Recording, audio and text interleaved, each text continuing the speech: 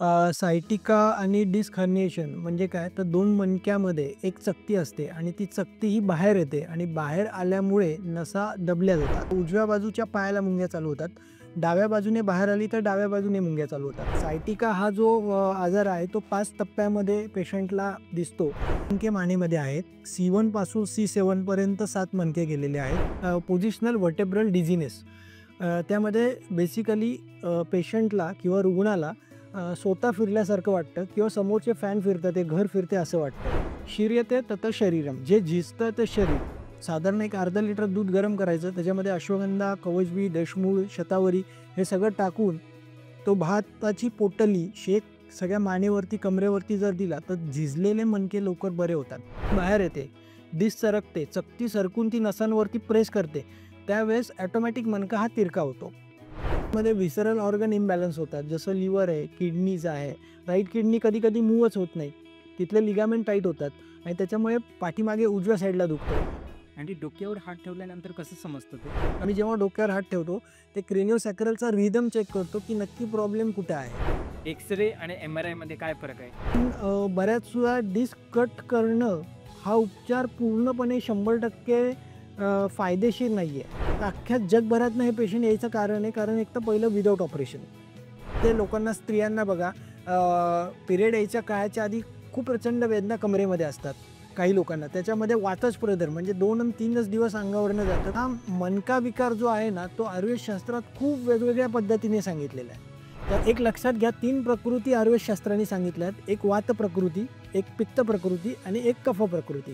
वाच सध्या work from होमचं culture आहे, सगळेजण घरून काम करत आहेत, एका जागेवरती खूप वेळ बसून राहतात, तर त्यामुळे कंबरदुखी, पाठदुखी असे आजार वाढलेत का? 100 किलो, 100 किलो, 75 किलो डायरेक्ट पहिल्याच दिवशी उचलायला नाही जायचं आहे. अतिसाहस केलं जातं, क्रेजी होतात लोकांना, काय त्यांनी उचललं आता मी पण उचलू शकतो. जिथे आयुर्वेदशास्त्र चालू होतं किंवा जिथे ॲलोपॅथी शास्त्र चालू होतं आणि जिथे ॲलोपॅथी सायन्सचा एंड आहे तिथे आयुर्वेदशास्त्राचा उगम आहे.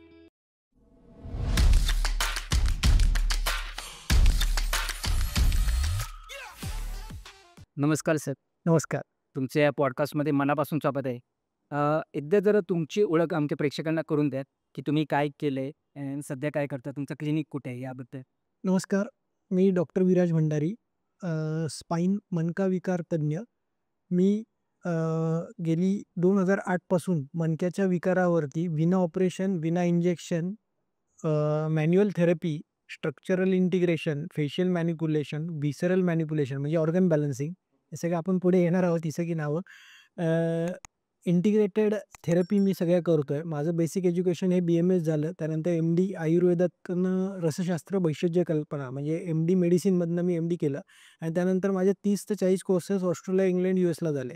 हे सगळे कोर्सेस मी मणक्याच्या विकारासाठी वेगवेगळ्या थेरपी कशा इंडियात आणता येतील आणि लवकरात लवकर रिझल्ट कसे देता येतील लोकांमध्ये आणि ऑपरेशन कसं वाचेल याच्याकडे फोकस ठेवून मी वेगवेगळे उपचार पद्धती शोधत गेलो आणि ते शिकत गेलो आणि ते वापरत गेलो. गेली 19 वर्ष आत्तापर्यंत 20,000 लोकांचे ऑपरेशन आम्ही वाचवलेत. अरे वा.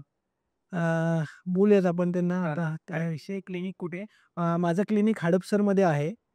हडपसरमध्ये सिटी सेंटर वैभव थिएटरच्या समोर 4थ्या मजल्यावरती माझं क्लिनिक आहे आणि तिथे आपण साधारण एक 1.5 वर्ष पासून तिथे आपण शिफ्ट झालेलो आहोत. पूर्वी क्लिनिक स्वारगेटला होतं, आता हडपसरमध्ये आपण काम करतोय आणि महिन्यातनं एकच दिवस पेशंटला यावं लागतं. 3 तासाची थेरपी आपण देतो आणि साधारण 6 ते 7 सेशनमध्ये ज्यांची एक गादी बाहेर आहे, ज्यांच्या 2 गाद्या बाहेर आहेत किंवा दोन्ही बाजूनी गादी बाहेर आहे, त्यांच्यामध्ये 9 ते 12 सेशनमध्ये गाड्या पूर्ण आत जातात. पहिल्या दिवसापासून 30 ते 90% पेशंटला फरक पहिल्या दिवसापासून पडतो. ओके, हे सगळं विना ऑपरेशन करता? येस, विना ऑपरेशन होतं. हे सगळं विना ऑपरेशन आहे सर, की ज्याच्यामध्ये कुठल्याही प्रकारचं इंजेक्शन, कुठल्याही प्रकारची चिरफाड केली जात नाही. सगळ्या मसल रिअलाइन करतो, बोन रिअलाइन करतो, ऑर्गन रिअलाइन करतो. सायटिका डिस्क हर्निएशनमध्ये हातापायाला मुंग्या काय येतात? सायटिका आणि डिस्क हर्निएशन म्हणजे काय तर 2 मणक्यामध्ये एक चकती असते आणि ती चकती ही बाहेर येते आणि बाहेर आल्यामुळे नसा दबल्या जातात. सायटिकामध्ये काय होतं सर, हे बघा, 2 मणक्यामध्ये एक पाण्याची गादी असते आणि ती गादी त्याच्यामध्ये न्यूक्लियस पल्पस म्हणजे चकती असते. ती चकती बाहेर येते आणि बाहेर येऊन नवला चिकटते. अशा वेळेस ती चिकटल्यानंतर बऱ्याच पेशंटला मुंग्या चालू होतात. उजव्या बाजूने गादी जर बाहेर आली, तर उजव्या बाजूच्या पायाला मुंग्या चालू होतात. डाव्या बाजूने बाहेर आली, तर डाव्या बाजूने मुंग्या चालू होतात. तसंच हातातनं मुंग्या येणं, उजव्या हातातनं डाव्या हातातनं ज्या बाजूने मानेतनं जर गादी बाहेर आली, तर मानेतनं मुंग्या येतात. कमरेतनं गादी बाहेर आली, तर कमरेतनं मुंग्या येतात. सायटिका हा जो आजार आहे, तो 5 टप्प्यामध्ये पेशंटला दिसतो. पहिला टप्पा जो आहे त्याच्यामध्ये अचानक दचका बसला किंवा अचानक काहीतरी मूव्हमेंट केली, फास्ट मूव्हमेंट केली आणि त्याच्यामुळे गादी बाहेर आली आणि गादी बाहेर आल्यामुळे तिथले मसल्स सगळे स्पाझममध्ये कडक होऊन जातात. मसल सगळे कडक होतात. मानेचा भाग, कमरेचा भाग तिथे कडक होतो पूर्ण आणि पेशंटला कोणीतरी धरून ठेवल्यासारखं वाटतं सकाळी उठल्या-उठल्या. सेकंड ग्रेडेशनमध्ये सकाळी उठल्यानंतर अर्धा तास स्पाझम असतो. ग्रेड 3 मध्ये मुंग्या येतात. ग्रेड 4 मध्ये पाय बधीर होतो. ग्रेड 5 मध्ये पायातली चप्पल निसटायला लागते. असं सायटिकाचे प्रकरण आहे. पहिलं दुखणं चालू होऊस पायाचा पॅरालिसिस पर्यंत तो प्रकार जातो, जर अंगावरती काढला तर. हां. मानेतनं गादी बाहेर येणं त्याला आपण सर्व्हायकल प्रोट्रुजन म्हणतो. प्रोट्रुजन येस. तर त्यामुळे चक्कर वगैरे येते. तर ते कशामुळे होतं? एक लक्षात घ्या, मानेमध्ये 7 मणके मानेमध्ये आहेत. C1 पासून C7 पर्यंत 7 मणके गेलेले आहेत. मानेच्या मधनं कॅरोटिड आर्टरी गेलेली आहे आणि ती कॉमन कॅरोटिड आर्टरी जी आहे, ती मानेचा मणका काही कारणामुळे दचका बसला, मागे आला, पुढे गेला, उजवीकडे वळला किंवा डावीकडनं मागे आला, तर ती कॅरोटिड आर्टरी ही दबली जाते. बऱ्याच वेळा सकाळी उठल्यानंतर मान वळवताना पेशंटला चक्कर येते. कधी-कधी दिवसभर आपण लॅपटॉपवर काम करतो आणि पटकन उजवीकडे बघितलं, पटकन डावीकडे बघितलं, तर ती चक्कर येते. That is the positional vertebral dizziness. त्यामध्ये बेसिकली पेशंटला किंवा रुग्णाला स्वतः फिरल्यासारखं वाटतं किंवा समोरचे फॅन फिरतात, ते घर फिरते असं वाटतं. हे येण्याचं कारण आहे आर्टरी पिंचिंग होते तिथे आणि याच्यावरती क्रायोप्रॅक्टर नावाची जी ट्रीटमेंट आहे, ज्याच्यामध्ये आम्ही बोन सेट करतो. ते केल्या-केल्या चक्कर बऱ्याच रुग्णांची कमी होऊन जाते. ते कशामुळे होतं? होण्याचं कारण आहे झटका बसणं. कधी-कधी पेशंट पटकन काहीतरी उचलतोय, पटकन काहीतरी बघतोय. एखादी वस्तू पटकन उचलणं किंवा रोटेटरी मूव्हमेंटमध्ये म्हणजे मान वळवली आहे आणि पटकन डावीकडे घेतली. मान उजवीकडे वळवली आणि पटकन डावीकडे बघतोय. तर अशा झटका बसल, टॉर्क आणि फोर्स वाढल्यामुळे त्या चकत्यांवरती प्रेशर येतं. डिजनरेटिव्ह स्पाईनमध्ये मणक्यात फ्रॅक्चर होते का? हाडी झिजतात का त्या? एक लक्षात घ्या, डिजनरेटिव्ह स्पाईन म्हणजे काय? तर झिजणे. डिजनरेशन म्हणजे झिजणे. शीर्यते तत शरीरम. जे झिजतं ते शरीर. वयामानानुसार आपलं शरीर हे झिजत राहतं. पण बऱ्याच वेळा काय होतं, जे लोकं काबड कष्ट करतात आहे, चुकीच्या मूव्हमेंट्स करतात आहे, चुकीच्या हालचाली करतात आहे, चुकीच्या हालचालींमध्ये जिममध्ये ओव्हरवेट करतात आहे. ओव्हर वेट उचलणं चुकीच्या अवस्थेमध्ये, त्यामुळे बऱ्याच वेळा बोनला खड्डे पडतात. बोन डिजनरेटिव्हमध्ये जातात. तिथे ऑस्टिओफाइट्स निर्माण होतात आणि त्यावेळेस बऱ्याच वेळा ऑस्टिओफाइट्स निर्माण झाल्यामुळे किंवा फ्रॅक्चर्स होतात, कारण 2 मणके एकमेकांना घासले जातात. 2 मणके घासल्यामुळे बऱ्याच वेळा व्हर्टेब्रल सेगमेंटमध्ये खड्डा पडतो आणि त्यावेळेस पेशंटला ते मसलवरती ओढ निर्माण होते त्याची आणि मसलवरती ओढ निर्माण झाल्यामुळे पेशंटला कोणीतरी मागणं पकडून ठेवलंय का असं फिलिंग येतं. त्याच्यामध्ये डिंकाचे लाडू खाणं, हळीवाची खीर पिणं, ह्या जर गोष्टी केल्या तर तो फ्रॅक्चर्स हे कमी होतात. त्याचबरोबर तिथे तेलाची धारा, मुरुएन्ना नावाचं तेल आहे, तसंच पिंड तेल नावाचं तेल आहे. मेडिकेटेड ऑइल जे आहेत, ते मेडिकेटेड ऑइलची साधारण 1 लिटर ऑइल नॅपकिन भिजवायचा आहे आणि तो नॅपकिनची पट्टी त्या झिजलेल्या भागात ठेवली तेलाची, तर त्याने खूप चांगल्या प्रकारे फरक पडतो. त्याचबरोबर पिंडस्वेद. पिंडस्वेद म्हणजे काय? तर भात जो आहे, षष्टिशाली पिंडस्वेद, लाल रंगाचा जो भात येतो, तो भात आपल्याला दुधामध्ये शिजवायचा आहे. त्याच्यामध्ये दशमूळ भरड 2 चमचे पावडर, एरंडाची भरड, निरगुडीची भरड पावडर, पावडर फॉर्ममध्ये 2-2 चमचे टाकायचे. अश्वगंधा, कवचबी, अनंतमूळ, मंजिष्ठा हे सगळं त्या भातात शिजवायचं चांगला आणि तो भात उरचंडीमध्ये बांधायचा रुमालामध्ये आणि त्या भात साधारण एक अर्धा लिटर दूध गरम करायचं. त्याच्यामध्ये अश्वगंधा, कवचबी, दशमूळ, शतावरी हे सगळं टाकून तो भाताची पोटली शेक सगळ्या मानेवरती, कमरेवरती जर दिला, तर झिजलेले मणके लवकर बरे होतात. पण ह्याचा रेडीमेड फॉर्म्युला तुमच्याजवळ असतो का? हो, आमच्याकडे आहे आणि तो आम्ही YouTubeला दिलेला आहे लोकांसाठी. हे घरगुती करता येण्यासारखं आहे, कारण हे जर घरगुती प्रोसेस एक साधारण 6-7 महिने जर रेग्युलर आठवड्यातनं 3 दिवस केली, तर लवकरच रिझल्ट्स खूप चांगले येतात. वाकडा-तिकडा मणका खरंच विना ऑपरेशन तो आपण दुरुस्त करू शकतो?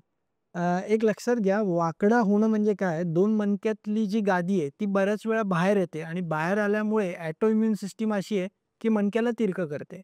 मणका तिरका होणं हे जे लक्षण आहे ते मणका तिरका होतं म्हणजे काय, तर बॉडी ऑटोइम्यून सिस्टीम काय करते, ज्यावेळेस गादी बाहेर येते, डिस्क सरकते, चकती सरकून ती नसांवरती प्रेस करते, त्यावेळेस ऑटोमॅटिक मणका हा तिरका होतो.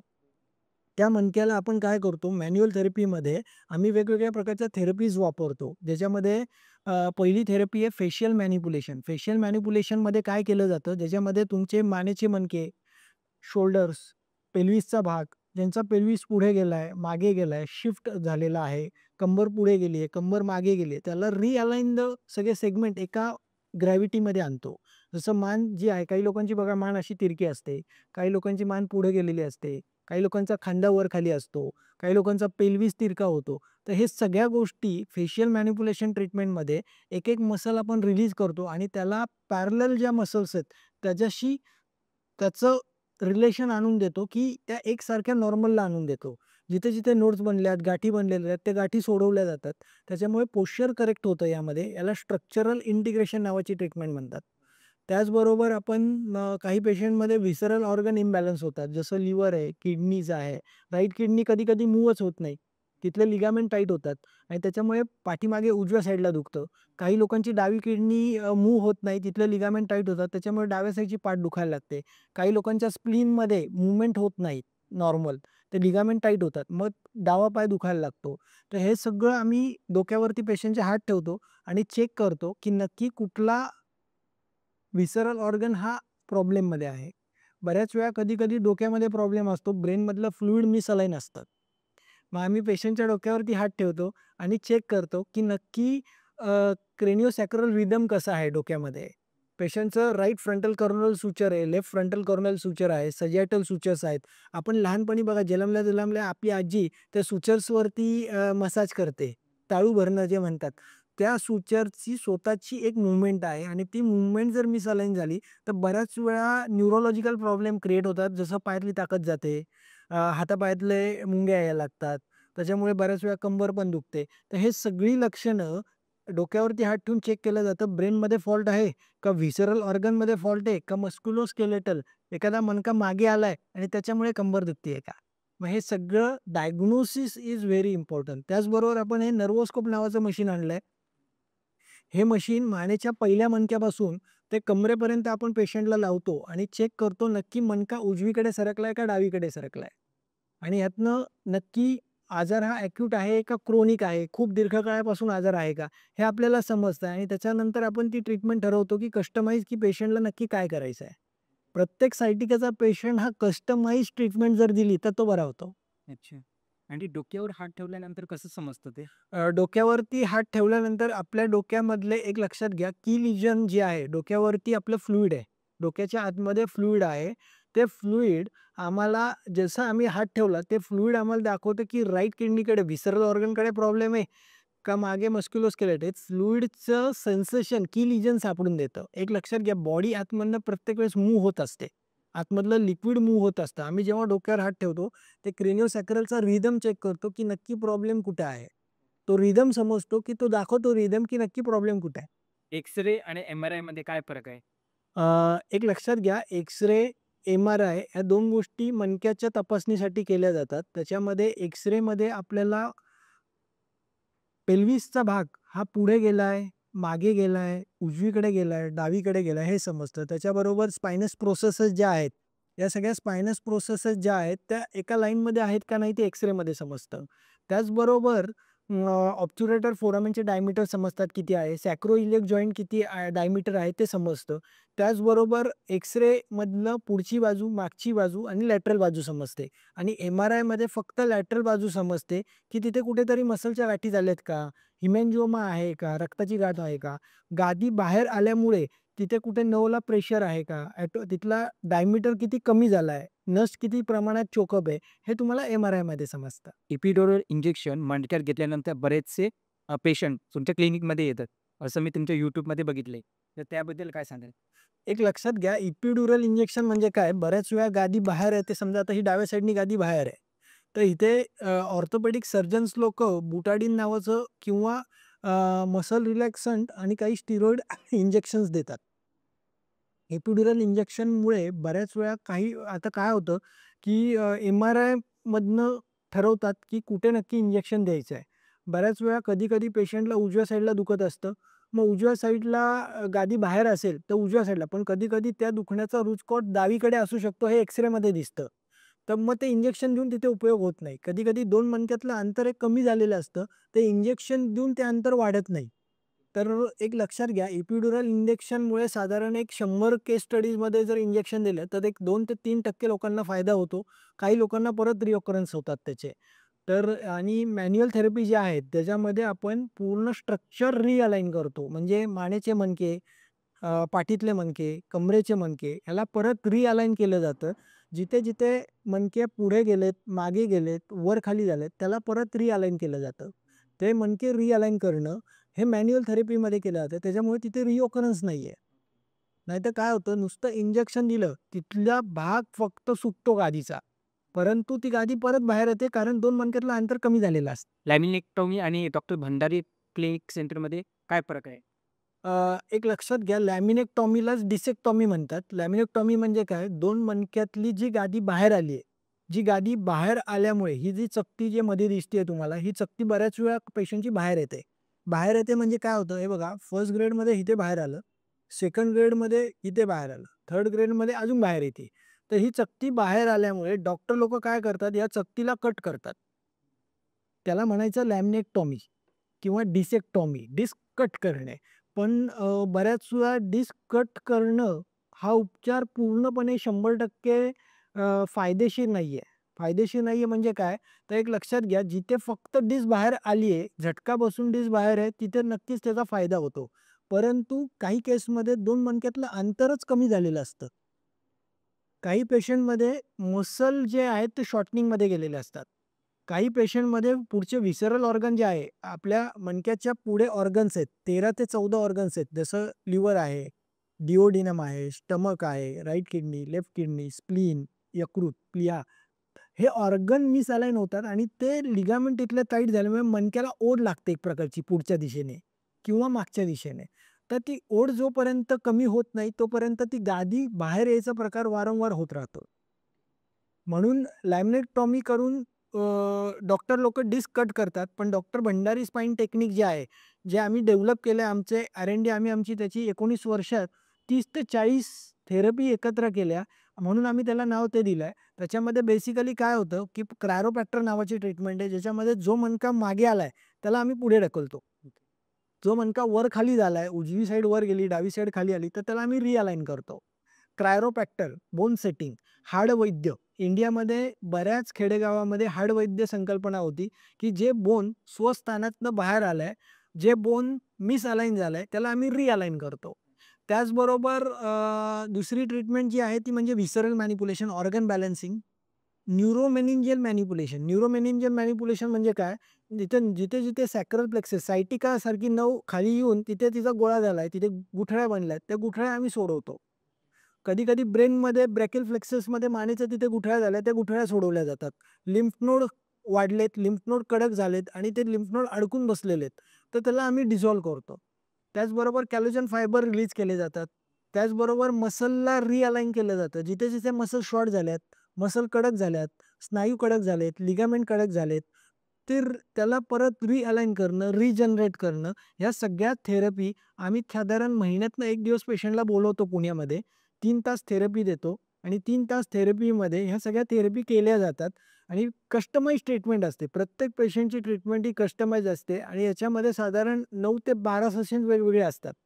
त्याच्यामध्ये एका दिवशी साधारण एक 70 ते 80 मसल आम्ही पूर्ण रिजनरेट करतो ते सगळे आणि रिअलाइन करतो. रिजनरेशन, रिअलाइन की पेशंटला परत त्रास झालाच नाही पाहिजे, हा विचार करून आम्ही ती ट्रीटमेंट देतो आणि नक्कीच त्याचा फायदा होत आहे. अच्छा. तुमच्याकडे कुठून-कुठून पेशंट्स येतात? माझ्याकडे आत्ता भारतातनं प्रत्येक जिल्ह्यामधनं पेशंट आहे. म्हणजे आज महाराष्ट्रातला जेवढे जिल्हे आहेत, त्या प्रत्येक जिल्ह्यामधनं आत्तापर्यंत पेशंट येऊन गेलेत. आत्ता चंद्रपूर, नाशिक, उस्मानाबाद, बार्शी, बारामती, डोंबिवली, अंधेरी, दादर, कर्नाटक, गुजरात, एम-पी, यू-पी, जम्मू-काश्मीर, परत दुबईतनं महिन्याला 8 ते 10 पेशंट येतात. नेदरलँडच्या महिन्यातनं 1-2 पेशंट चालू असतात. ऑस्ट्रेलियातनं 1-2 पेशंट येतात. स्वित्झर्लंडमधनं 1-2 पेशंट येतात. तर अख्ख्या जगभरातनं हे पेशंट यायचं कारण आहे, कारण एक तर पहिलं विदाऊट ऑपरेशन. आणि एक लक्षात घ्या, ह्या थेरपीमुळे रिअलाइनमेंट आणि रिजनरेशन ह्या दोन्ही गोष्टी होतात आहे. पेशंट तर बरा होतोच आहे, पण रिजनरेशन आणि रिअलाइनमेंट गेल्या 10 वर्षातले मी केस स्टडी बघतोय, की फेल्युअर रेट हा 0.1% आहे. अच्छा.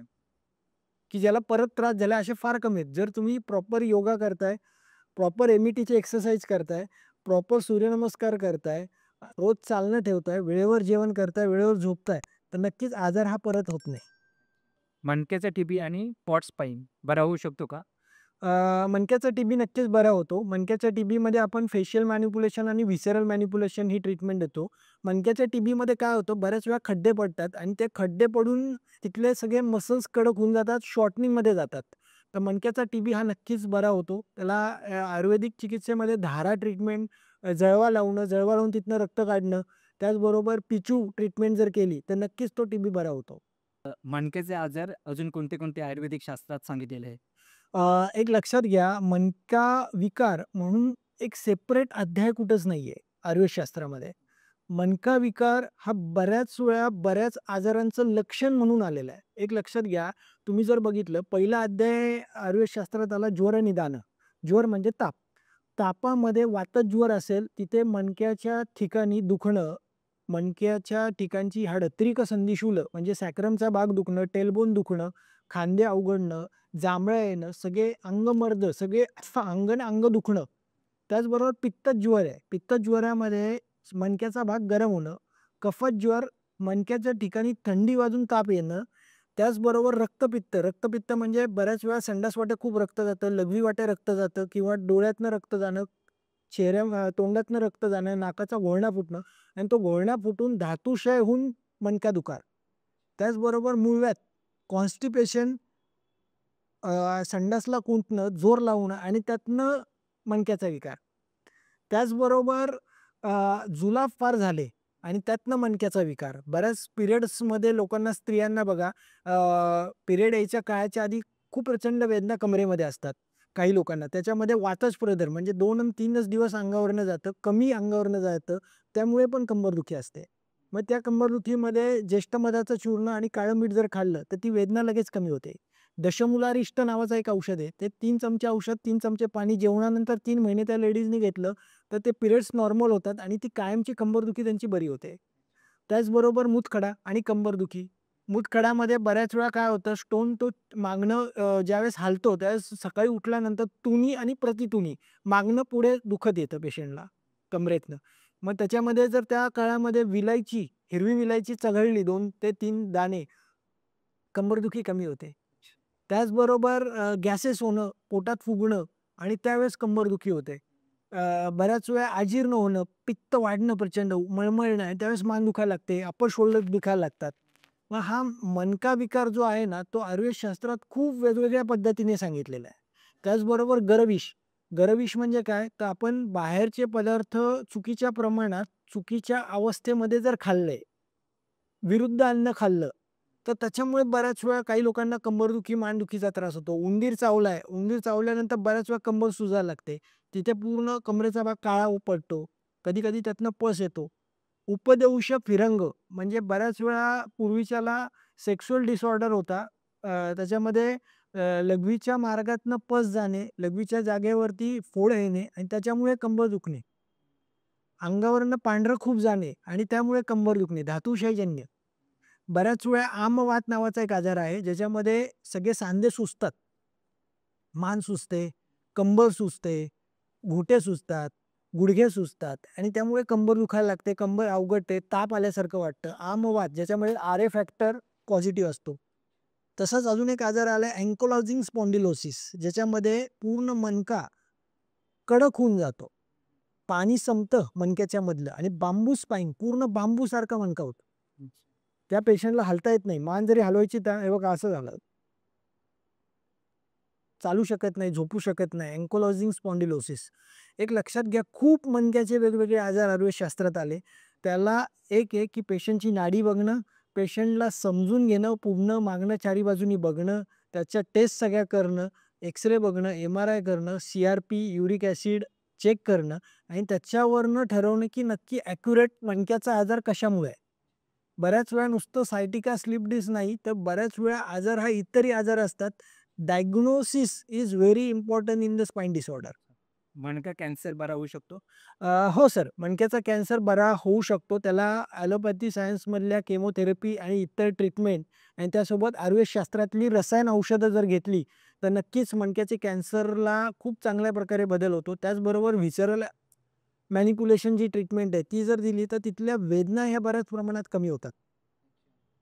त्याचबरोबर योग उपचार आणि शवासन. कॅन्सरमध्ये काय होतं, एक तर मेंटली पेशंट आधीच डिप्रेशनमध्ये गेलेला असतो. आता माझं काही खरं नाही, माझं संपलेलं आहे. बऱ्याच वेळा वेगवेगळ्या थेरपी इतर देतात. ॲलोपॅथी सायन्समधली बरीच इंजेक्शन, बरेच स्टिरॉइड ड्रग दिले जातात. त्यामुळं केमोथेरपीमुळे पेशंट ड्राउझी होऊन जातो, केसं गळतात, त्याचबरोबर वारंवार ताप येतो. जीवन जगण्याची इच्छा सोडून देतो, डिप्रेशनमध्ये जातो. तर एक लक्षात घ्या, शवासन, प्राणायाम जर केले आणि त्याचबरोबर आयुर्वेदिक औषधं, रसायन औषधं जर घेतली, तर नक्कीच कॅन्सरसारख्याही आजारावरती आणि त्या कंबरदुखी आजारावरती आपण नक्कीच मात करू शकतो. खूप सारे अभिनेते क्रायोप्रॅक्टर ट्रीटमेंट घेतात. तर ही ट्रीटमेंट काय आहे? क्रायोप्रॅक्टर म्हणजे काय आहे, तर बोन सेटिंग. बोन सेटिंग म्हणजे काय, बऱ्याच वेळा एक लक्षात घ्या, आज अमेरिका, ऑस्ट्रेलिया, इंग्लंडमध्ये क्रायोप्रॅक्टर नावाची जी थेरपी आहे, क्रायोप्रॅक्टर म्हणजे ऑस्टिओपॅथ ट्रीटमेंट आहे. त्याच्यामध्ये क्रायोप्रॅक्टर हा एक डिव्हिजन आहे, ज्याच्यामध्ये बोन सेट केले जातात. मानेचे मणके, कमरेचे मणके हलवून त्याला रिअलाइन केलं जातं. तिथं जे काही प्रेशर एक्स्ट्रा नायट्रोजन साठलेलं आहे, त्याला ते बाहेर काढतात. त्याचबरोबर बोन जो मूव्ह झाला आहे, पुढे, मागे, उजवीकडे, ते केल्यानंतर एकदम हलकं वाटतं, अमेझिंग फिलिंग येतं आणि बॉडीवरचा ताण सगळा निघून जातो. मसलमधला कडकपणा सगळा निघून जातो. त्याचबरोबर जे वारंवार होणारी कंबरदुखी आहे, वारंवार होणारी मानदुखी आहे, ही क्रायोप्रॅक्टरने पूर्णपणे कमी होते. जे लोकं जिम करतात त्यांची बॉडी जिम करून एक्सरसाइज करून खूप स्टिफ होती. तर त्यांनी मसाज ट्रीटमेंट घेणं किती गरजेचं आहे? एक लक्षात घ्या, जसं वय वाढतं आणि जसं एक्सरसाइज वाढतो, तसं अभ्यंगम नित्यम आचरेत. अभ्यंगम म्हणजे काय? तर अंगाला तेल लावणं. अंगाला आपल्या स्वतःहून शेंगदाण्याचं तेल, अ, तिळाचं तेल हे हलक्या हाताने अंगाला लावायचं आहे. पावडर लावतो असं जर अंगाला तेल लावलं आणि त्या जिरवलं, तर तो स्टिफनेस सगळा निघून जातो. एक लक्षात घ्या, "शीर्यते तत शरीरम." शरीर हे सतत झिजतंय. वय जसं वाढतं, तसं शरीरातले आतमधले सगळे सांधे, स्नायू, लिगामेंट्स हे सगळे कडक-कडक व्हायला लागतात. तिथली मोबिलिटी कमी होते. त्याच्यामुळे कंपल्सरी एक्सरसाइज करणं आणि तेल लावणं, रोज नित्यनियमाने अभ्यंग करणं हे खूप-खूप गरजेचं आहे आणि त्याचबरोबर शेक घेणं पण महत्त्वाचं आहे. आपल्या घरच्या घरी आपण तेल लावायचं आहे. सगळ्या डोक्यापासून पायापर्यंत तेल लावणार आहात आणि तेल लावून झाल्यानंतर तिथे आपल्याला आपल्या घरी कुकर असतो. कुकरची शिट्टी काढायची. कुकरमध्ये 2 ते 3 एरंडाची पानं, 10 पानं निरगुडीची, शेवग्याची एक 4-5 पानं हे सगळं टाकायचं आहे आणि चांगला वाफारा मानेपासून पायाच्या बोटांपर्यंत द्यायचा आहे. हे जर आपण आठवड्यातले 2 ते 3 दिवस केलं, तर मानेचा, कमरेचा कडकपणा सगळा कमी होऊन जातो. आणि तेल कोणते लावायचं यूज? तेल हे शक्यतो खोबऱ्याचं तेल, ज्यांची पित्त प्रकृती आहे, ज्यांच्या अंगावरती रॅशेस येतात किंवा ज्यांचं शरीर हे पूर्ण पांढरं आहे, पित्त प्रकृती ज्यांची आहे, त्यांनी शक्यतो खोबऱ्याचं तेल लावावं. ज्यांची वात प्रकृती आहे, त्यांनी तिळाचं तेल लावावं. जे खूप धातुक्षय ज्यांना झालाय, खूप वीकनेस येतोय सारखं वारंवार, त्यांनी शेंगदाण्याचं तेल लावावं. हे 3 तेल जर मिक्स प्रकृती आहे, तर मिक्स तेलही वापरू शकतो आपण. खोबऱ्याचं तेल आणि शेंगदाण्याचं तेल मिक्स करून वापरू शकतो. तिळाचं तेल आणि शेंगदाण्याचं तेल मिक्स करून वापरू शकतो. ज्यांची खूपच कोमल त्वचा आहे, नाजूक आहे, खूप थकावट आहे, त्यांनी गाईचं दूध आणि गाईचं तूप हे मिक्स करून मसाज करावा. अच्छा. त्यांनी खूप चांगल्या प्रकारे ताकद वाढते. आता ही प्रकृती आहे ती कसं कळेल की माझी कोणती प्रकृती आहे? एक लक्षात घ्या, 3 प्रकृती आयुर्वेदशास्त्राने सांगितल्यात. एक वात प्रकृती, एक पित्त प्रकृती आणि एक कफ प्रकृती. वात प्रकृतीचा माणूस हा कृश असतो, सडपातळ असतो, चंचल असतो. त्याला हालचाली फास्ट करायची सवय असते. प्रत्येक गोष्टी फास्ट करायच्या सवयी असतात. पित्त प्रकृतीचा माणूस हा गोरापान असतो. मध्यम बांधा असतो त्याचा आणि कफ प्रकृतीचा माणूस हा जाड असतो, लिथार्जी असतो, शांत एकदम हत्तीसारखा शांत असतो. एकदम जाड आणि सगळ्या मूव्हमेंट शांत, सावकाश. त्याच्या अंगावरती केस भरपूर प्रमाणात असतात. कफ प्रकृतीचा माणूस. पित्त प्रकृतीचा माणूस हा रागीट असतो. सतत त्याला काही काय बोललं की चिडचिड येते, लाल होतो, लालबुंद होऊन जातो. वातच प्रकृतीचा माणूस हा चंचल असतो. आणि याच्यावरनं कृश माणूस मध्यम बांधा आणि जाड बांधा. स्लीप डिस्कचा आजार झाला असेल तर आपण मुव्हमेंट्स कशा कराव्यात? उठणं बसणं झोपणं असेल आपलं. एक लक्षात घ्या, आपण बऱ्याच मूव्हमेंट करू. सकाळी उठल्यापासून झोपेपर्यंत आपण कमीत कमी 400 ते 600 हालचाली करतो. बेडवरनं उठणं असेल, दात घासणं असेल, अंघोळ करणं असेल, शौचाला जाणं असेल, त्याचबरोबर ऑफिसला जाणं, नाश्ता करणं, जेवण करणं, झोपणं, इथपर्यंत आपण बऱ्याच हालचाली करतो. तर हालचाली करत असताना एका मूव्हमेंटमध्ये 1 तासापेक्षा जास्त वेळ बसायचं नाहीये. तुम्ही जर बसलेला आहात, 1 तासानंतर कंपल्सरी उठायचंय, 2 मिनिटं चालायचंय, परत 1 तास जागेवर बसा. त्याचबरोबर तुम्ही अ, उभे आहात, तर 1 तासानंतर कंपल्सरी बसायचे 5 ते 10 मिनिटं. त्याचबरोबर रेल्वेचा प्रवास आहे, गाडीतला प्रवास आहे, दीर्घकाळ प्रवास करतो, तर गाडी 1 तासानंतर साईडला घ्यायची आहे, 2 मिनिटं रस्त्यावरती चालायचं आहे, परत बसायचं आहे. हे जर केलं, तर मणक्यावरती प्रेशर येणार नाही, सायटिका, स्लिप डिस्कसारखा आजार होणार नाही. आणि कुठलीही मूव्हमेंट करताना फास्ट करायची नाहीये. एकदा आपण एखाद्या साईडला वळतो, उजवीकडे वळतो आणि पटकन काहीतरी उचलतो, झटका बसेल अशा मूव्हमेंट काही करायचे नाही. समज एकाच पोश्चरमध्ये खूप वेळ बसलं किंवा उभं राहिलंय, तर काय होतं त्याने? एकाच पोश्चरमध्ये आपण जास्त वेळ बसलो, तर 2 मणक्यातलं अंतर हे हळू-हळू कमी होतं. कारण 33च्या 33 मणक्यामध्ये पाण्याची गादी आहे.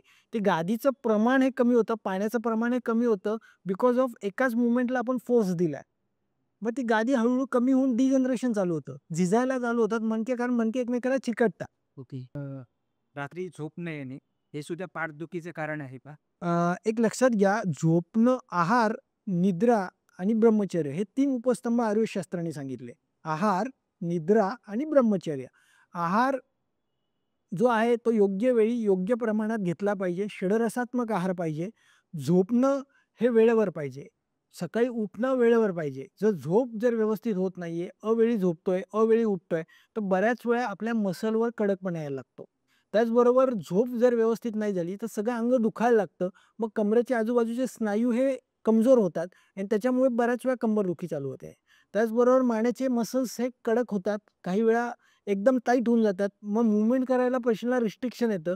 त्यामुळे झोप जर व्यवस्थित नाही झाली किंवा योग्य वेळेत योग्य झोप नाही घेतली, कमीत कमी 6 ते 7 तास जर झोप घेत असाल, तर आपले सगळे स्नायू हे तंदुरुस्त होतात. गादी परत त्यामध्ये पाण्याचं अंतर हे परत भरतं. रात्री आपण झोपल्यानंतर 2 मणक्यातलं पाणी हे परत तयार होतं. दिवसभर आपण उभा राहतो, ग्रॅव्हिटी अपोझिट फोर्स लागू होतो. त्याच्यामुळे सगळे मणके हे शॉर्टनिंगमध्ये जातात. झोपल्यामुळे परत रिजनरेशन होतं. बॉडीचं मेकॅनिझम आहे. आणि अ, झोपेची काय वेळ असली पाहिजे? शक्यतो 9:30, 10, 10:30 पर्यंत रात्री झोपावं आणि सकाळी 5:30-6 ला कमीत कमी उठावं. स्लीप डिस्क कंबरदुखीमध्ये इंडियन टॉयलेट वापरणं योग्य की आपला वेस्टर्न टॉयलेट? एक लक्षात घ्या, इंडियन टॉयलेट जे आहे त्याच्यामध्ये आपण पाय फाकून बसतो. त्याच्यामुळे काय होतं, बऱ्याच वेळा आपणाचा वेग खाली असतो. आपणाचा वेग इझिली मोशन होतात. बऱ्याच वेळा तुम्ही वेस्टर्न टॉयलेटमध्ये जर बसलात तर उठावं लागतं, जोर द्यावा लागतो. त्यामुळे मलबद्धंभ, कॉन्स्टिपेशन आणि त्यामुळे पाठदुखी असे विकार होतात. तुमची एखादी केस स्टडी सांगा, ज्यांना ऑपरेशन सांगितलं होतं, पण त्यांनी तुमच्याकडून ट्रीटमेंट घेतली आणि त्यांना ऑपरेशन करावं नाही लागलं, अशी एखादी? माझ्याकडे एक 28 वर्षाची मुलगी आली होती. जस्ट ती एक कपड्याच्या दुकानात कामाला होती आणि कपड्याच्या दुकानात ती बॉक्सेस लावणं आणि बॉक्सेस आलेला माल सॉर्ट करणं तिचं काम होतं. तर एकदा ती सॉर्टिंग करत असताना दिवाळीचा सीझन होता. प्रचंड प्रमाणात माल आलेला होता आणि ते माल उचलण्यामध्ये तिला झटका बसला आणि कमरेतनं गादी ही बाहेर आली आणि कमरेतनं गादी ही बाहेर आल्यानंतर तिचा पाय जो आहे, उजवा पाय जड पडायला लागला, मुंग्या यायला लागल्या. पूर्ण शरीर तिचं तिरकं झालं. उजव्या साईडची कंबर उजव्या साईडला बाहेर आली. शोल्डरचा भाग सगळा डावीकडे गेला. 2 पावलंही ती चालू शकत नव्हती. प्रचंड प्रमाणात मुंग्या येत होत्या. मग तिने सोलापूरमध्ये पहिलं ऑपरेशन केलं आणि ऑपरेशन झाल्यानंतर एक 3 महिन्यानंतर परत जसं आहे तशीच ती कंबर परत शिफ्ट झाली आणि गादी त्याच प्रमाणात बाहेर आली. मग ती दुसरं ऑपरेशन तिने पुण्यामध्ये केलं आणि पुण्यामध्ये ऑपरेशन शिवाजीनगरला केल्यानंतर एक 1.5 महिन्यात परत एपिसोड झाला. म्हणजे 2 ऑपरेशन करून ती माझ्याकडे आली, की आता ऑपरेशन नाही करायचं आपल्याला, काहीतरी बिना ऑपरेशनच विचार करून ती माझ्याकडे आली आणि त्यावेळेस एक डॉक्टर नादर्गी म्हणून सोलापूरचे, त्यांनी ती केस माझ्याकडे रेफर केली. ती मुलगी आल्यानंतर आम्ही तिला सगळं चेक केलं. चेक केल्यानंतर आम्ही ट्रीटमेंट चालू केली आणि ट्रीटमेंट चालू केल्यानंतर फर्स्ट डे तिचं जवळ-जवळ 60% तो भाग सगळा सरळ झाला. मग त्यानंतर पुढची ट्रीटमेंट दिली आणि साधारण एक 6 ते 7 ट्रीटमेंट नंतर तिच्या मणक्यातल्या ज्या गादी आहेत, त्या परत रिअलाईन झाल्या. सगळे मसल रिअलाईन झाले. तिथली ताकद परत वाढली आणि मेन म्हणजे ती रोज 1-1 तास चालायला लागली आणि सगळी कामं परत करायला लागली. तिच्या 3 डिलिव्हऱ्या झाल्या. आता ही केस होऊन मला 8 एक वर्ष झालेत. त्याचबरोबर दुसरी एक 10वीतली मुलगी होती. रात्री झोपली अभ्यास करून आणि 2 ते 3 उशा घेऊन ती झोपली आणि सकाळी उठल्यानंतर मान अवघडून गेली. तर बऱ्याच वेळा आपल्या खेडेगावात लोकं एक आजी असतात, की ज्या मान मोडून देतात किंवा तेल चोळून देतात. तिने त्या आजीकडे गेली आणि ती मान फार दुखते म्हणून तिने ती मोडून घेतली आणि तिचा मणका तिथे फ्रॅक्चर झाला आणि तो मणका फ्रॅक्चर झाला, तर ती जर उभी राहिली आणि एक 10 पावलं चालायला लागली, चक्कर येऊन खाली पडली. मग तिला पुण्यामध्ये एका ठिकाणी ऑर्थोपेडिक सर्जनने 16 किलोचं ट्रॅक्शन लावून ठेवलं होतं आणि ते ट्रॅक्शन 6 महिने होतं आणि त्यांना ऑपरेशन सांगितलं होतं वेगळ्या-वेगळ्या 5 ते 6 दवाखान्यांमध्ये. मग ती माझ्याकडे आली. मी ते ट्रॅक्शन काढलं. ट्रॅक्शन काढलं, ती लगेच चक्कर येऊन खाली पडली माझ्यासमोरच. म्हणजे ती केस घ्यायची का नाही घ्यायची, आम्ही ती केस घेतली आणि तुम्हाला सांगतो की पहिली ट्रीटमेंट मी चालू केली. चालू केल्यानंतर पहिल्या ट्रीटमेंटमध्ये मी ट्रॅक्शन काढलं आणि पाठीवर झोपून मी माझे फेशियल मॅनिप्युलेशन नावाची पहिली ट्रीटमेंट ज्याच्यामध्ये मसल रिलीज केल्या. क्रायोप्रॅक्टरचं सेशन दिलं आणि क्रायोप्रॅक्टर सेशन दिल्यानंतर तिला चालायला लावलं. तर ती एक 10-12 पावलं चालली. परत चक्कर आली. चक्कर येऊन ती खाली पडली. त्यानंतर मग आम्ही परत पुढची ट्रीटमेंट दिली आणि साधारण एक तिसऱ्या ट्रीटमेंटनंतर तो प्रकार तिचा कमी झाला आणि 8व्या-9व्या ट्रीटमेंटनंतर 100% रिकव्हरी तिच्यामध्ये मिळाली. गाद्या पूर्ण आत गेल्या, मसल रिअलाइन झाले, ताकद वाढली कारण तिचे सगळे हाताचे सांधे, पायाचे सांधे, पाय लपकत पडत होता. पायातली चप्पल बसत नव्हती. थोडं चाललं तरी पाय लपकून जायचा आणि ती पडायची खाली. म्हणजे 8 ते 9 सेशनमध्ये ती खूप चांगल्या प्रकारे बरी झाली. आज ती स्वतः सायकल चालवतीये. स्वतः बुलेट चालवून तिने पेढे घेऊन आली, की माझं पूर्ण दुखणं हे कमी झालंय. अरे वाह! ज्यांना सायटिका स्लीप डिस्कचा आजार आहे, त्यांनी सेक्शुअल इंटरकोर्स करावा की नाही करावा? एक लक्षात घ्या, जशी आहाराची भूक आहे, तशी मैथुनाची भूक आहे माणसाला. जसं पाणी प्यायची इच्छा होते, तसं मैथुनाची इच्छा होते. परंतु ज्यावेळेस डिस्क एक्सक्रूट झाली आहे, पेशंटच्या कमरेमध्ये पूर्ण स्पाझम आहे, पायामध्ये स्पाझम आहे. अशा वेळेस वेट अँड वॉच तिथले मसल्स सगळे रिलीज होऊ द्या. तिथले मूव्हमेंट इझिली होऊ द्या आणि त्यानंतर इंटरकोर्स करा. बऱ्याच वेळा काय होतं मसल कडक आहेत आणि तुम्ही इंटरकोर्स करताय. त्या पोझिशनमध्ये गेल्यानंतर बऱ्याच वेळा काय होतं, की पायांना गोळे येतात. पाय तसाच अडकून बसतो आणि कंबर पूर्ण अडकून बसते 2-3 तास. असे पेशंट मी 2-3 वेळा बघितलेले आहेत. त्यामुळे एक लक्षात घ्या ग्रेड 1 to 3 पर्यंत ज्यांना मणक्याचा त्रास आहे, गादी बाहेर आली आहे, पण तिथले मसल लूज आहेत. ईझी मूव्हमेंट करता येतात ते. एका अंगावरती इझिली होता येतं, डाव्या कुशीवर इझिली होता येतं. त्यांनी नक्कीच इंटरकोर्स करायचा आहे, पण महिन्यातनं 1 दिवस इंटरकोर्स करा. त्याचबरोबर ज्यांचे कंबर फार कडक झाल्यात, मसल फार टाईट झालेले आहेत, हालता येत नाहीये, अशा अवस्थेत शक्यतो इंटरकोर्स करू नका. नाहीतर अजून दुप्पट पद्धतीने ते मसल सगळे लॉक होतात. कारण बिकॉज ऑटो इम्यून सिस्टम काय करते, गादी बाहेर पडून न देण्यासाठी ऑटोमॅटिक तिथले मसल टाईट करून टाकते. मग त्यावेळेस तुम्ही शेक घ्या.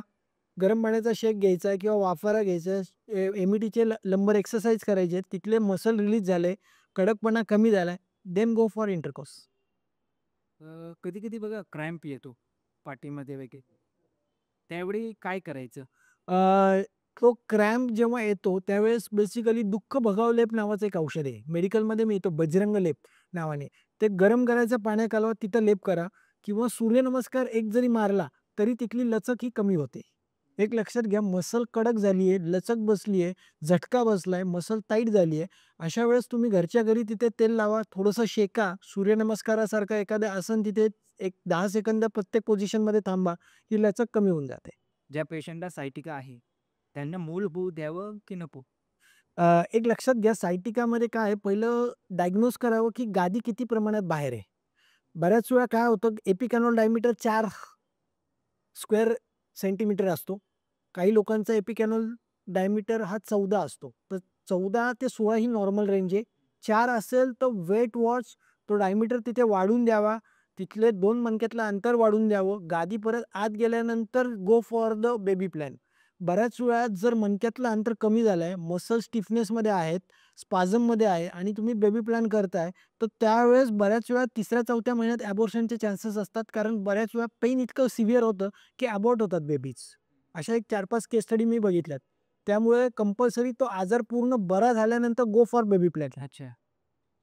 ज्यांना मणका विकार आहे किंवा स्लीप डिस आहे, मानदुखी, कंबरदुखी आहे, त्यांनी कोणते एक्सरसाइज करावी? एक लक्षात घ्या, बॉडी जी आहे, मानदुखी असो किंवा कंबरदुखी असो, आपण डोक्यापासून पायापर्यंत सगळ्या एका ग्रॅव्हिटीमध्ये उभे आहोत. तर त्या ग्रॅव्हिटीमध्ये प्रत्येक स्ट्रक्चरला मोबिलायझेशन करणं, प्रत्येक स्ट्रक्चर हलवणं, प्रत्येक स्ट्रक्चरला स्ट्रेंथ मिळवणारे एक्सरसाइज केले पाहिजेत. म्हणजे सोमवारी तुम्ही उभी राहून आसनं करा, मंगळवारी पुढे वाकून आसनं करा, बुधवारी बॅकवर्ड बेंडिंगची आसनं करा, गुरुवारी तुम्ही पाठीवरती झोपून आसनं करा, शुक्रवारती पोटावरती झोपून आसनं करा. एक लक्षात घ्या, प्रत्येक प्रकारची आसनं प्रत्येक भागाला एनर्जी मिळवून द्यायची आहे आणि प्रत्येक भागातली मोबिलिटी जर वाढवली, तर मणक्याचा आजार हा नक्कीच बरा होतोय. अच्छा. पाठदुखीच्या वेळी मसाज कसा करावा? एक लक्षात घ्या, पाठदुखीच्या वेळेस कंबर दुखत असेल, पाठ दुखत असेल, तर पाठ अवघडली असेल, तर तिथे आपल्याला डीप मसाज घ्यायचा आहे. पण जिथे पाठ दाबल्यानंतर बरं वाटतंय, पाठ दाबल्यानंतर बरं वाटतंय, फीलिंग इज बेटर, तिथे तुम्ही वरच्या दिशेपासून खालच्या दिशेपर्यंत मसाज करायचा आहे. म्हणजे मानेपासून कमरेपर्यंत खालच्या दिशेने मसाज करायचा आहे. त्याचबरोबर कमरेपासून पायाच्या बोटांपर्यंत मसाज करायचा आहे. पण जिथे मसाज केल्यानंतर कंबर अजूनच लॉक होते, अवघडते, तिथे आर्म साठलाय, तिथे ताप येतोय, कंबर लचक भरल्यासारखं वाटते मसाज केल्यानंतर, तिथे मसाज नाही करायचा आहे. तिथे तुम्हाला फक्त मोहरीच्या तेलाने शेकायचं आहे. वाळूनी शेकायचे. वाळू गरम करायची, पोटलीत भरायची, मोहरीच्या तेलात तव्यावरती 2 ते 3 चमचे मोहरीचं तेल टाकायचं, वाळू गरम केलेली पुरचुंडी गरम करायची आणि ते कमरेच्या भागात शेक द्यायचा आहे. तिथे तुम्ही मसाज नाही करायचा आहे. मसाज करताना जिथे मसाज केल्यावर बरं वाटतं असे जे पेशंट आहेत, त्यांना मानेपासून पायाच्या बोटापर्यंत खालच्या दिशेने मसाज करायचा आहे. अच्छा. आणि ज्यांना मसाज केल्यावर त्रास होतोय, त्यांनी मसाज नाही करायचा. त्यांनी मसाज करायचा नाही, त्यांनी वाळूचा शेक घ्यायचा आहे किंवा पत्रपोटली स्वेदन. पत्रपोटली म्हणजे काय? निरगुडीची पानं, एरंडाची पानं, शेवग्याची पानं, लसूण, खोबरं, लिंबाच्या फोडी, मेथीदाणा हे सगळं गॅसवरती गरम करायचं, फ्राय करायचं मोहरीच्या तेलामध्ये. सगळं बारीक करून तुकडे सगळे पत्राचे बारीक करायचे. मोहरीच्या तेलात फ्राय करायचे. ती पुरचुंडी रुमालामध्ये भरायची आहे. मोहरीचं तेल गरम करायचं आहे आणि त्या पुरचुंडीनी कंबर सगळी शेकायची आहे. तिथला आम सगळा पचवून द्यायचा आहे. त्या काळामध्ये कमीत कमी अन्न खायचं आहे. हिरव्या मुगाची खिचडी खायची आहे सकाळ संध्याकाळ 4 दिवस. तो आम सगळा पचला आहे. दाबल्यानंतर बरं वाटायला लागलंय, तर समजायचं तो मग पेशंट आम तिथला पचला आहे. अच्छा. सध्या वर्क फ्रॉम होमचं कल्चर आहे. सगळेजण घरून काम करतायत. एका जागेवरती खूप वेळ बसून राहतात. तर त्यामुळे कंबरदुखी, पाठदुखी असे आजार वाढलेत का? असं तुम्हाला वाटतंय? हो, कारण काय होतं एक लक्षात घ्या, सध्या वर्क फ्रॉम होममुळे एक तर पहिलं मेंटली प्रेशर वाढलंय. कारण एक लक्षात घ्या, माणूस हा फिरणारा प्राणी आहे. एका जागी बसणारा प्राणी नाहीये. तुम्ही जर त्या माणसाला एका जागेवरती घरात बसवलं 24 तास, तर तो मेंटली डिप्रेशनमध्ये जातो. बऱ्याच वेळा कोण गप्पा मारायला नाहीये, सतत काम, काम, काम. त्याच्यामुळे मेंटल प्रेशर हे वाढतं. त्याचबरोबर कामाचं प्रेशर, त्याचबरोबर घरातल्या लोकांबरोबर ती बाउंडिंग जे आहे ते बरंच कमी होतं, कारण दिवसभर 12 तास 18 तास तो लॅपटॉप समोर असतो. मग त्याच्यामुळे बऱ्याच वेळा वर्क फ्रॉम होममुळे एक तर घरात तशा प्रकारचे टेबल्स, तशा प्रकारच्या खुर्च्या अवेलेबल नसतात. माणूस टिपॉयवरती बसून काम करतो, कधी किचनमध्ये उभा राहून काम करतो, कधी सोफ्यावरती बसून काम करतो. वेडं-वाकडं बसणं आणि त्यातनं लचक बसणं, त्या मसलची स्ट्रेंथ कमी होणं, त्या मसलची ताकद कमी होणं आणि त्याच्यामुळे डिस्क बाहेर यायचे प्रकार दिवसेंदिवस वाढत चाललेत. खूप लोकं बाईकवरून ट्रॅव्हल करतात. स्कूटी चालवतात किंवा टू व्हीलर जे काय आहे.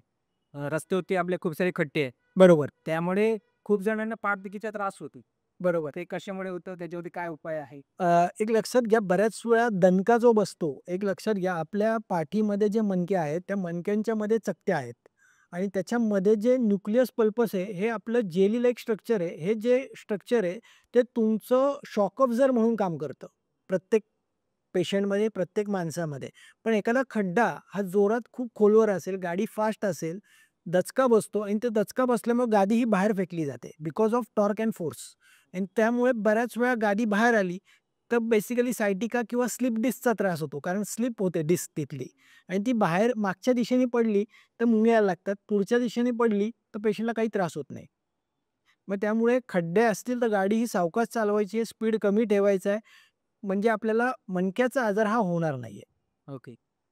जी मुलं जिममध्ये एक्सरसाइज करतात, स्क्वॉट असतील किंवा डेडलिफ्ट असतील, हो. ते करताना खूप वेळा मणक्याचा त्रास होतो. म्हणजे लोअर बोन आहे बरोबर. त्याला तिथे झटका बसतो. झटका बसतो.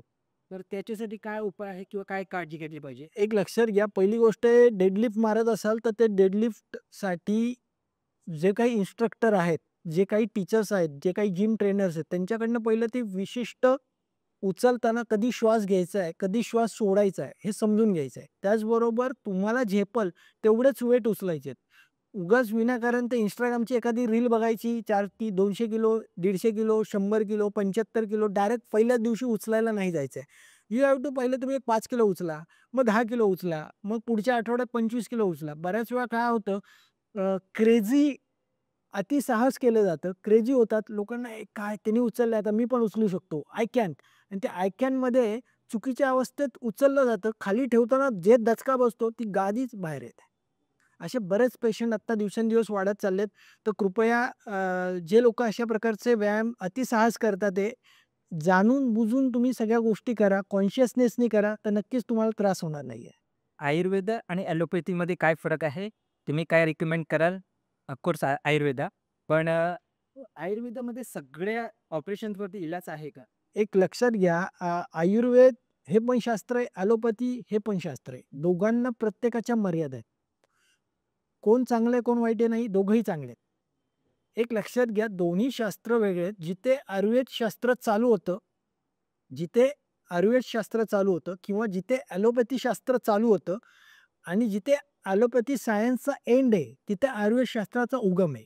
आणि जिथे आयुर्वेद शास्त्र काम करत नाही, तिथे ॲलोपॅथी शास्त्र काम करतं. दोन्ही गाडीच्या चाकं आहेत. जिथे आयुर्वेदात काम होतं, तिथे ॲलोपॅथी काम करत नाही. जिथे ॲलोपॅथी शास्त्र काम करतं, तिथे आयुर्वेद शास्त्र काम करत नाही. त्याच्यामुळे दोघांचा साधायचंय, दोघांना इंटिग्रेट करायचंय आणि जिथे ज्याला ज्या पेशंटला ज्याची गरज आहे, ती गोष्ट तिथे वापरायची आहे.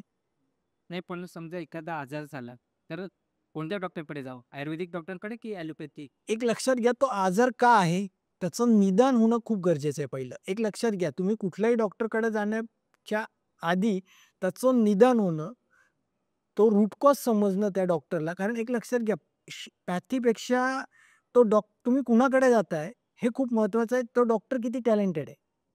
त्या डॉक्टरचं नॉलेज किती आहे आणि तो किती व्हर्सटाईल आहे. कारण एक लक्षात घ्या, ज्या डॉक्टरने सगळ्या वेगवेगळ्या शास्त्राचं नॉलेज घेतलंय, तो डॉक्टर श्रेष्ठ.